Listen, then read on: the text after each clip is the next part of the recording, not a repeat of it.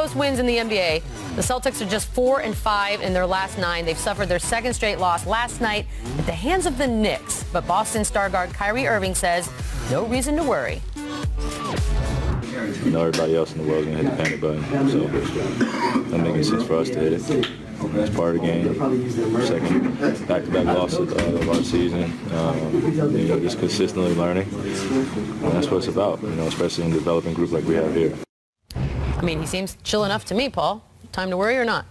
I'm a little concerned because you can control defense. And that's one thing they haven't been consistently doing is playing harder on defense, rebounding the ball like they did at the beginning of the year. Yeah. Now, offensively, the ball is going to go in some nights it's not going to fall. But defensively, I think you can control your effort and how hard you play and the system they put in, and that's a little concerning.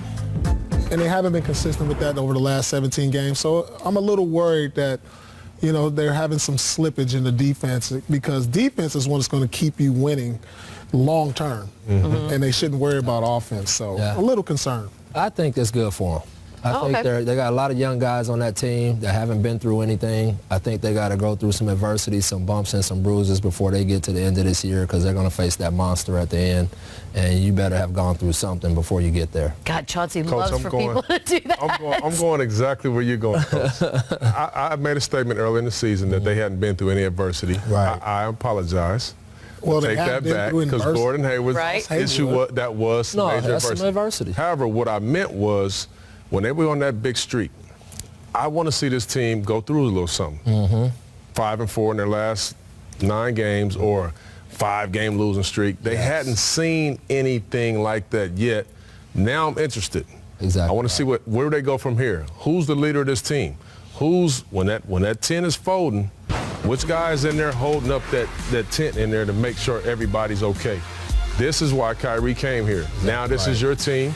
I want to see what he learned from LeBron when you have to step up and be a leader and maybe do or say some things that are unpopular.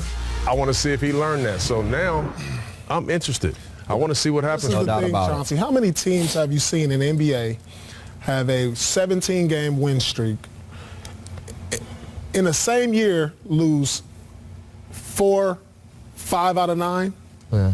You know, that doesn't really go together. You know, a team that gets a 17-game win streak, you don't really see a lull in a season where they're going 500 in the next 10 games. You know, you've been on teams where you guys have winning streaks, coach. You can assess to that. And those are the type of teams that don't lose 3 games in a row in a season. I've been on the team, Paul. We won. When I was with the Clippers, we won like 17 straight games, a whole month. Right. But I can honestly tell you, we got worse every single game.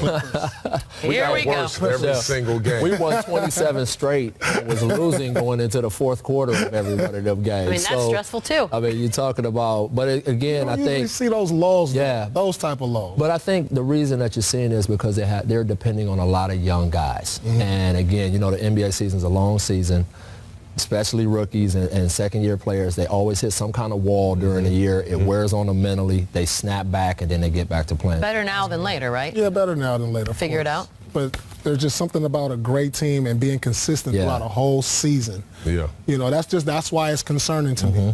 You know, you don't see those kind of drop-offs from great teams. Well, this is the team, Paul Pierce. That's why I'm their concerned. time. That's why it's their time is what you said, Mr. Pierce.